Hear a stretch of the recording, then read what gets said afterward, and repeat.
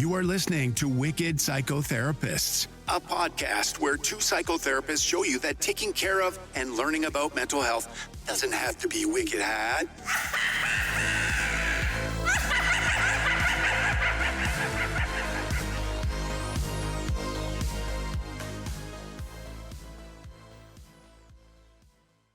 Hey everyone, this is Tanya. Hi, this is Erin, and welcome to Wicked Psychotherapists. Yeah, today we are discussing a really cool Apple TV series called Shrinking, which we hope you have caught this, or if not, you will be hearing spoilers.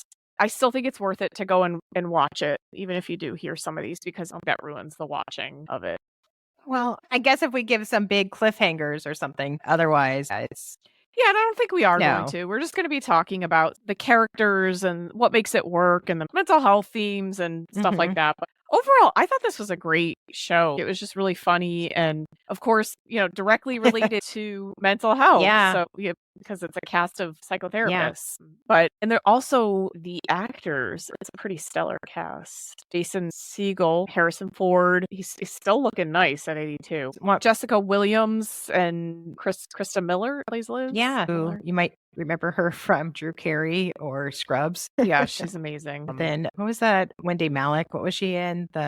She was in a lot. She was in Frasier. Oh yeah, she plays Marty's girlfriend, and she was in Young Sheldon. She's done a lot of stuff. Just Shoot Me, I think, is where everybody knew her from. Yes, but I was very impressed with the cast. Me too. They had great chemistry. They're so witty. They all click together so nicely. I mean, it really was. The casting was superb.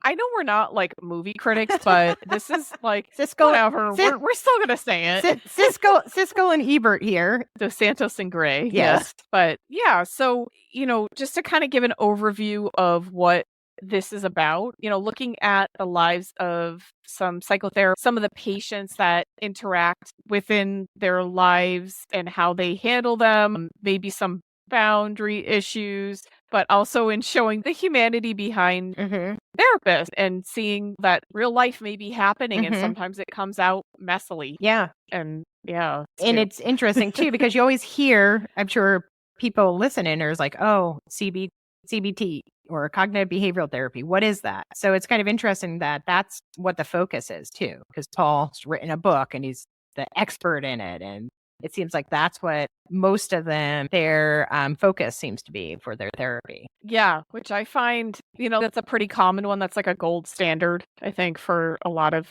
psychotherapists. But yeah, they do go into it.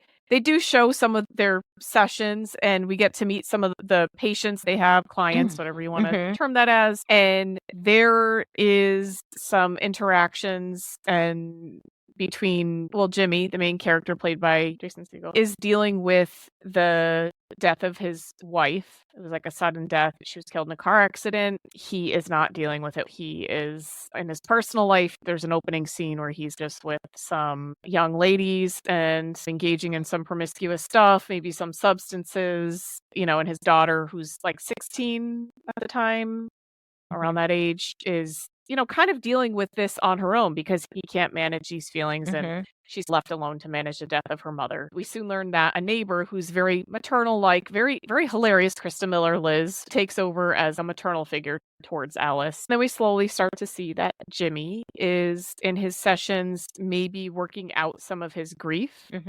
Inappropriately, maybe some, projecting some of this stuff in session. He's kind of making very inappropriate boundary violations, getting himself involved, way too over involved, trying to guide clients and say like he knows what's best for them. Yeah. Well, and it's funny too. It's funny too because in the break room, whatever, the three of them, Paul, Gabby, and Jimmy are just talking. Jimmy's like, "Do you ever just want to just tell your clients this or that, or your patients this or that?" And they're like, "Yeah, but we can't. It's not our job to say it." And then just a patient or two later, he ends up telling them, like, "Okay, why are you with this person? Yeah, break up with him." We should never really give directives. We're more about guidance, but he is very much taking in his own values, his own issues, and kind of, redirecting them back at these clients. And with one client in particular, it ends up having a pretty damaging effect, which is, from a lot of people watching it, maybe if you're not a therapist might be like, I don't see the issue, but it is a huge ethical issue Yeah. with what happens. But I think it's all made to just be kind of funny, and Yeah. it's not, so when we're watching it, we're kind of like, no, but kind of like some of it's, a lot of this is made to be funny too. But yeah, we see Jimmy struggling with dealing with the grief and with compassion fatigue, right? He's really kind of, can't hold space for his clients, which you need because he is grieving, but he's not managing it. So it's kind of seeping out from somewhere and leaking into his sessions. Yeah. And he's using probably the way that he's really more involved in his client's life as a really big distraction from grieving or being present in his own life or his own pain. Yeah. And his advice is very tainted by saying, like, I know what will fix it, because he wants to probably fix his own grief or avoid his own grief and try and fix something. And within the office, Jimmy also has Dr. Paul, played by Harrison Ford, as like kind of a mentor figure to him. He's very wise, been in the practice. He owns the practice, right? I think so. Is he the owner? I think he's the owner. Or it's Jimmy and Dr. Paul. I think maybe is it? They're co-owners. Yeah, I can't remember. But Paul takes on, like, he kind of will ground him and be like, "Hey, look at this. You shouldn't be doing this." He's kind of taking this like fatherly, paternal mentor role of like, you need to, not invite your clients to live with you, and which is something that Jimmy does, and kind of this type of stuff. And we also see that sometimes Jimmy's actions, although are probably ethically not the greatest, they end up kind of working, and it shows how much he cares and how much he does invest. Yeah, I mean, especially with his client Sean, because at first you're like, oh my gosh, he's bringing Sean to fight people, and then Sean's just still really, he's just angry. He's still angry. He doesn't have a relationship, but it's like nothing is working. He doesn't have a relationship with his family. He's fighting. He doesn't have a job. He doesn't have a place to live. And then Jimmy's has him move in, and then slowly it seems like Sean starts realizing, like, oh, I have a little community here, even though it's my therapist and his friends and his family. But it does work. He starts a business. He ends up having a romantic relationship. Not saying that everyone should move in with their therapist, but in this instance, it did work. It did. And it made me like so uncomfortable watching that and being like, ugh, no, and like, I don't think anybody should do that. But that's the weird thing, is that, although I know you and I would never do that, because we would, if that got reported, we could lose our license. But in TV land, it all works out. Right. So it's fine. So, and it's fun, Yeah. Again, fun. It's pretend. Yeah. This is. Yes. Yeah. Yeah. But you can see Jimmy's heart. He really does care. He really does have a lot of compassion. Yeah, he really does want to make things work. He would be, I think if it was real life, I think he would probably be the therapist you would look forward to having each week. You wouldn't see that on your calendar and be like, ugh, do I have to go to my therapist, or do I have, do I have to schedule that? Or yeah, like he's someone that really will, kind of confront you, but will also guide you. And well, I mean, I maybe that depends on like your style, but I could definitely see that with Jimmy. Yeah. I also the other therapist at this practice who we come to know is Gabby. She is hilarious. Yeah. I love her. And she has the best style. She does. And she's so, like, her humor is on point. I love just her personality. She's very bright. She's very outgoing. It's reflected in her bright outfits. I love seeing what she's wearing in each episode. Yeah. Like, it's great. Her style of therapy is also shown, and she's very open and compassionate.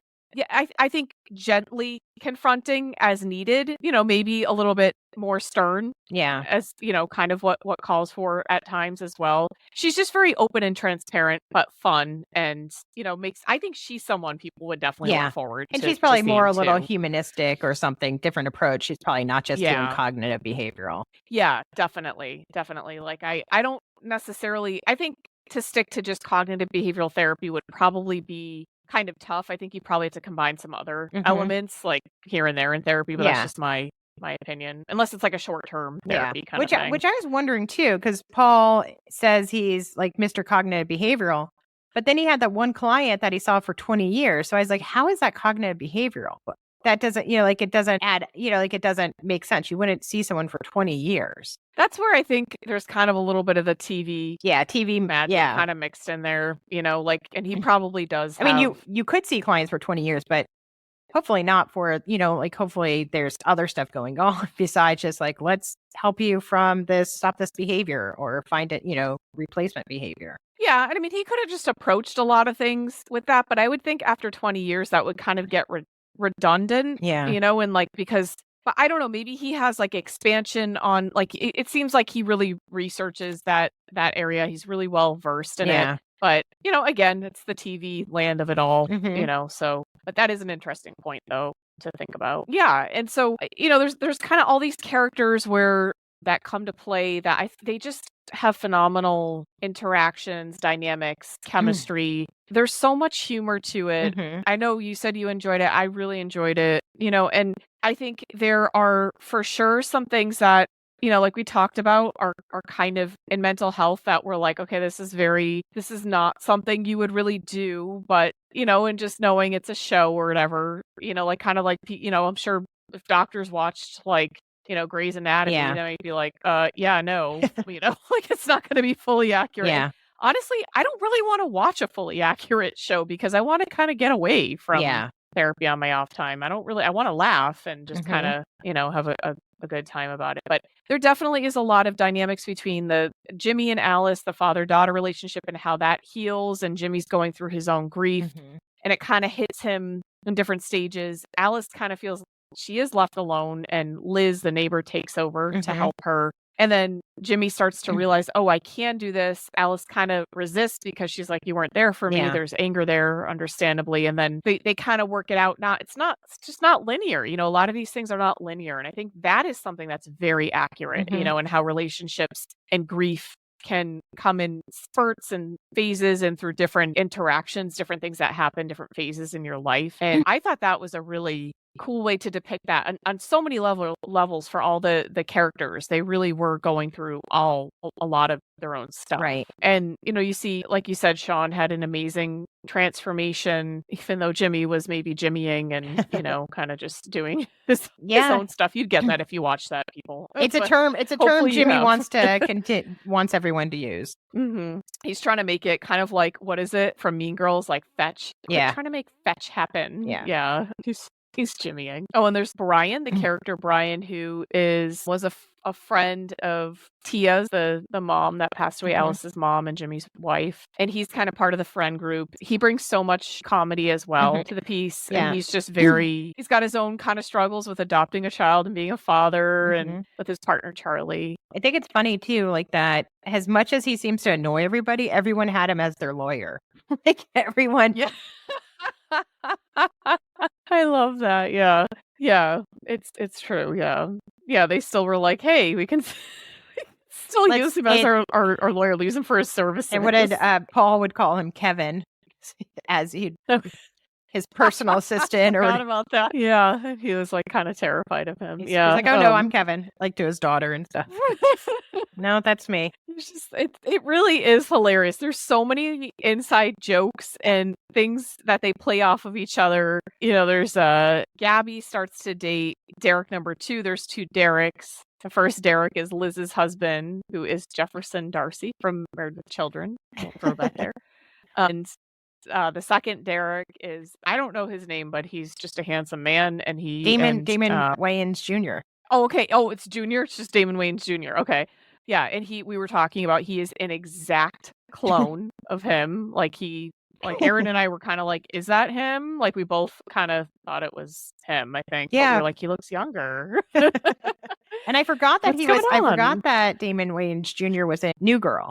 When I did the search, I was like, oh. Yeah, I think he was. Oh, he was. I didn't know that. I think he was he Coach? He was like one of the newer roommates. Like after. I didn't watch that show, but like I knew of it, and I yeah, it was good. I liked it. Wow, cool. Yeah, that was a pretty big hit. So yeah, but he's handsome. He looks just like his dad, like just literally a clone. But we see a lot of issues that they all go through. All the characters. Liz is suffering from empty nest. I love her relationship with her sons and how the youngest son like falls for Alice and she's kind of more protective over Alice and she's like, oh, he's just like a whiny baby. And it's like, she's not that like, oh my God, my little boy is like, this or that, or how could you hurt my little boy? And so she's like, you just got to get over it. But then when he's like crying, she's like, oh, you poor thing. She recognizes how she has to be The mom. the mom, and like, but it's her take on parenting and life is just hilarious. And Yeah. she's just kind of like born to like be maternal Mhm. and but sarcastic and hilarious too at the same time, which is just a great combo. And she likes to tumble rocks. That's like Yeah. her hobby. She gives out rocks as Yeah. like to special people only. Mhm. I thought it was I love that that. is funny. One part, I don't know if it was Derek was asking, like when at the beginning, if she was doing the rocks, if it was meditative or something, or was it? And then she's like, "No, it's not." And then she's like, "Oh, yes, yes, it is." I don't remember if that was her husband or if that was Jimmy. Was it Jimmy? It was Jimmy. I think you're right. Yeah. So sorry, but yeah. So I thought that was funny. It's like, no, it's not meditative. And then she's like, "Well, yes, it is."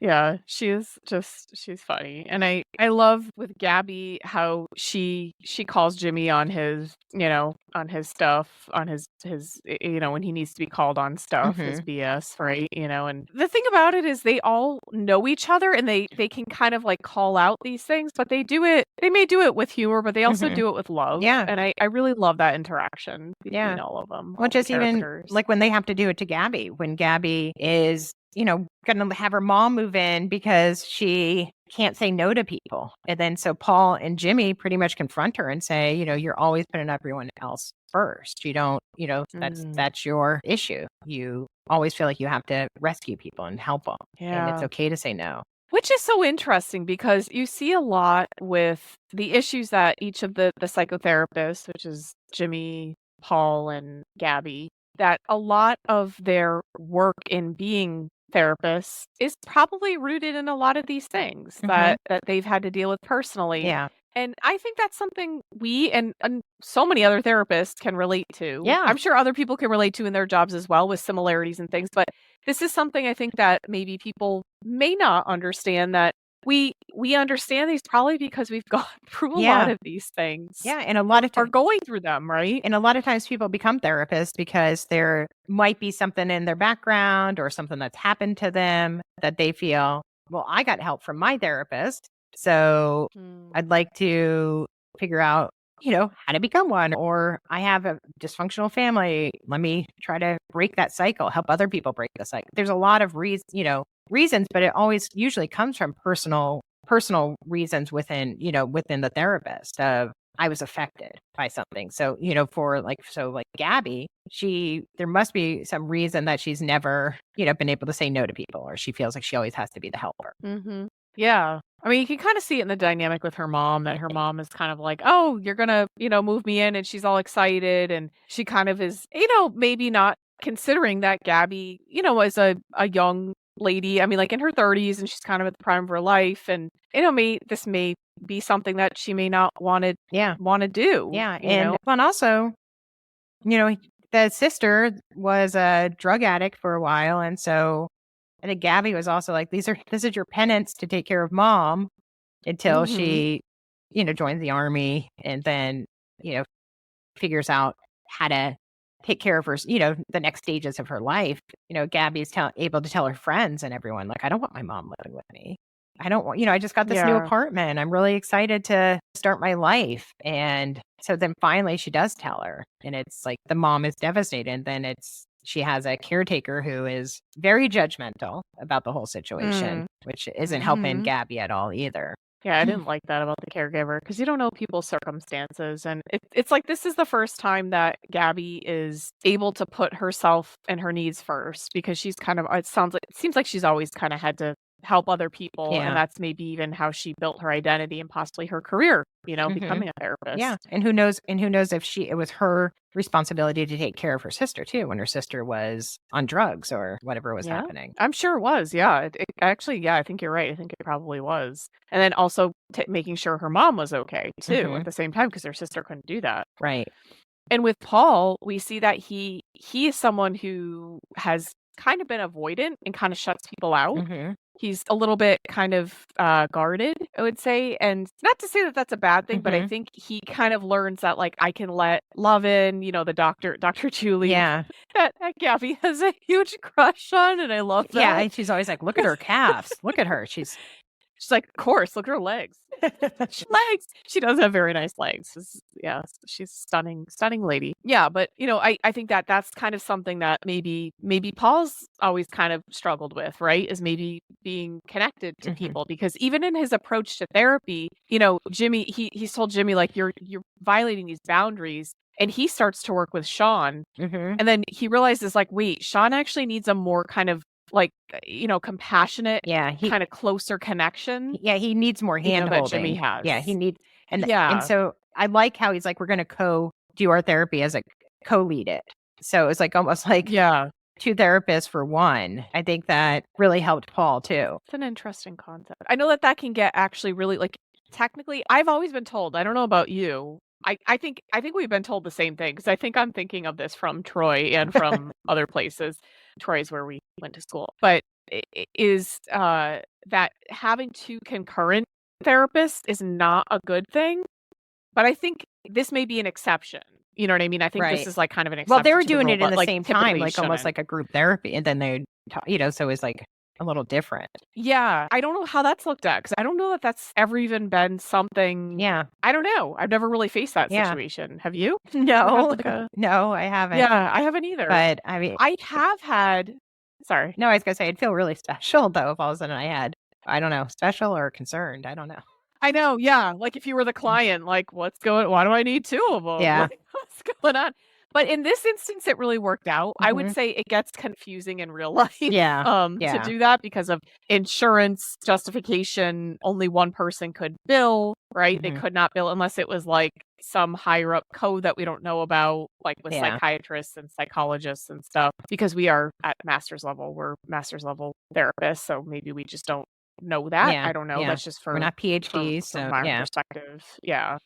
They are all PhDs, and I believe Paul a medical. I think he's. I think he's a PhD. They never call him Doctor. Well, they call him Dr. Paul, but I don't think he's a. I think he's a PhD. Okay, they're all PhDs, right? Like they're. Yeah. Okay. So they're all like psychologists. Yeah. But I do think that Paul kind of has like a little bit of a guard. Like, he practices kind of more formally, I would say, than Jimmy. And Jimmy maybe can go over the line in that. And Paul, like, Jimmy was pointing out that Paul's practice was maybe a little bit too formal at times, maybe not as connected. And I think that's kind of accurate. I think he kind of he realized that, I think, at some point. So that was kind of an interesting point for his growth, as a therapist and as a person too, with letting Dr. Julian.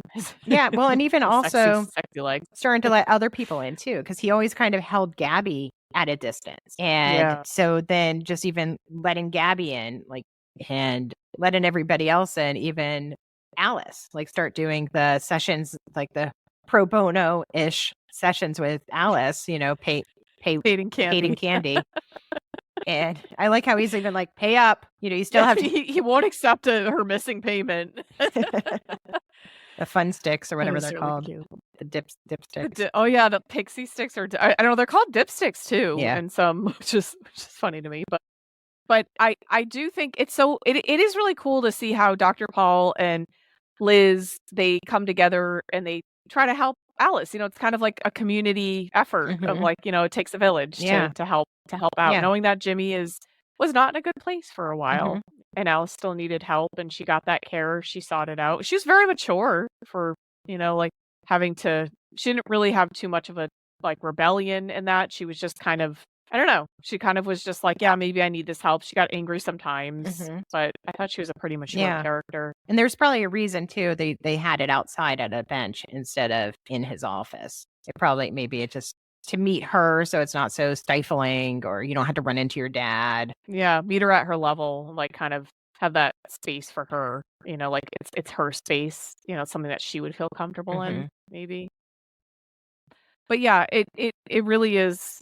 I think just a really cool show. It has 3 seasons, right? I think just 2. 2 seasons. Okay, so, and we're looking forward to the 3rd season, which I don't know when it comes out. Do you, by any chance? No, I don't. I seem to not know a lot of stuff. I don't know, but we're sorry. I had this in my brain leading up to it, but then the morning of, when we're like, you're always like, what? It just flies away. You're always like, what? Like, I never saw this before. Yeah. Yeah, I'm like, wait, what? Because I watched it a while ago. Like, not actually. No, I'm sorry. not a while ago. I watched it a little bit longer ago, and I then tend to go on to another show, and then I forget the details of the show. Yeah, I just finished it yesterday, so it's still fresh in my head. I win. Yeah, and that's a good thing. That's better to do. Yeah, no, it is. It's a better, like, Erin has definitely a better process. Yeah. Because I know if I do it that way, if I do Tanya's method, I won't even remember that there was a Jimmy. Like I have to. Well, I had to look it up, so I didn't remember the names either. So same, yeah, But so yeah, we're both. Yeah, we both have our processes. Yeah. And Erin's is working, mine is not really. So we're gonna. I'm gonna try and do that a little better next time. Okay. But yeah, so the third season's coming out at some point. Sometime. I'm excited for it. Google that because Googling is so good for a podcast. But everybody does it. Who cares? But Whatever. But I'm not. I don't see when it's coming out. So maybe it hasn't been announced yet or something. But yeah, so it really has. It hits on so many themes of just not only directly therapy and like obviously some violations and ethical boundaries that were like ugh, but it's all in good fun because it's on TV. It is not real life. We would not do these things. We're not condoning them. You all know that. Oh, it says, but it also appears. It says 2025. So sometime this year. Ooh, so sometime this year. Okay, I mean it could be December, but still, whatever. I'm still rooting for it. It's within the year. Yeah. That's excellent. But yeah, I think it really peers into the lives of psychotherapists and the people around them and different themes that can pop up. And the characters are amazing. The humor's great. Check it out, really. And also, we didn't even talk about the drunk driver Lewis too. I thought that was, I don't know, I thought it was interesting that they added him as a character and how Brian and Alice became friends with him for a little bit, and then they tried to almost force Jimmy to forgive him or become his friend. But then he's the one that killed Alice's mother and Jimmy's wife in the drunk driving accident. Yeah. And then at the end, Jimmy is the one who is there for Lewis. So it's it's interesting. I mean, I don't think they're going to become best friends, but I think maybe this will help Lewis heal. And Jimmy. Yeah. I think it'll help Jimmy heal to kind of just say, okay, I can move past that. I can see this person like Lewis was suffering. He really was like punishing himself. He obviously like thought about this, every day of his life. And Alice kind of, is not wanting to obviously talk to him, but after a while she befriends him and actually finds out he's a nice person and along with Brian as well. And it's very healing for her. Yeah. And I think she wants that for her dad. And he's like, I can't, basically he can't do it in the same way, maybe not to the same degree, but I think there is some solace found for both of them, Lewis and Jimmy, at the end in that scene. That is really, really like a touching scene. It really it hits you. It hits you in the heart. But I know we're giving away a lot of it. But hopefully you've watched it or you're just interested in watching it. You may not remember all these points that we're babbling about, but it's something to look into. So I think that sums it up pretty nicely. Is there anything else you want to add to I don't think so. I mean, I really liked it, and I'm glad I gave it another shot because I did only watch originally, like when it first came out, like whenever it first came out, like months ago or years ago or whenever it did. I don't know. Who knows? But I think it was 2023, but don't quote me. Okay, I will not quote you. It's not smart to quote me on any people's names, dates, or anything like that. Don't ask Tanya. But anything factual. Don't do that. Yeah. But I did try it at first, and I only lasted maybe 15 minutes of the first episode. I was like, what the heck is this stupidness? So then when we're like, we're going to do this for the show, I was like, all right, let me try again. And then I was like, okay, I'm looking at it in fresh eyes. And still the first two or three episodes, I was like, all right, it's going to take me a little bit. But then I was like, whew, then I was hooked, and it was really good. I agree. I actually had a similar process. I kept pushing through it, and that's why I brought it up. I brought it up to Erin, like kind of encouraging, like it is good, because I initially the first, I think 2 to 3 episodes, kind of the same as you. I was like, oh, this just seems like an unrealistic portrayal of therapy. And it just seems like it's talking about all this crap. And I don't want to hear this. I hear this every day. But then you start to see like, the humor involved in it. And you start to see that they're trying to present the messiness of it. And it really just, all the characters hook you in, the humor. And it just, they want it really works. And it really is it also shows you too that grief isn't just an individual thing. It affects so many people. Like it affects people who may not have even known her, but then also everyone who knew her and loved her and everyone who loves Jimmy too. Yeah, that's a good point. Yeah, and that grief is not linear, Yeah. right? It's not something that happens in a particular stage, the Kubler-Ross stages of grief, right? And that's not supposed to be linear, but it happens in different events. It happens at different times. Sometimes we don't, we may act differently than what most people think at first because the emotions haven't come up, and it may happen in little ways. You may go back a little bit, you may go forward even more. It's a process, and it's different for everyone. And we definitely can see that in the characters in this. Something else I wanted to mention, just when Jimmy and Lewis were on the bench, and Jimmy, after they're like talking about the people, pretending like what their life is like or whatever, he then goes to him, he's like, this year is really, I think he said like this year really sucked, or it's been a really bad year or something. And then he's like, yeah. And then he's like, yeah. So they both they both had these super traumatic things happen, that they were connected, and their lives both really changed in a negative way. And I thought that was pretty poignant to have them say that, and just the reaction. For sure. Yeah, that is such a, it really is a powerful scene, and it really kind of ties everything together. I love that. Yeah. Yeah. It's loaded with goodies. Yeah. It really is. And try to work past the third episode. We promised it ties together. Yeah. We feel you. It is kind of a slow burn. Yeah. Sort of, it's like the first 20 pages of a book. Just try to make it. Push through, because it really is worth it. It is. And the characters are great. Yeah. So I have the fun question. Okay. Fun question. All right. Okay. So if you were to go to that office where they work at for therapy, who would you choose for a therapist? Oh, so if I was a patient, a client.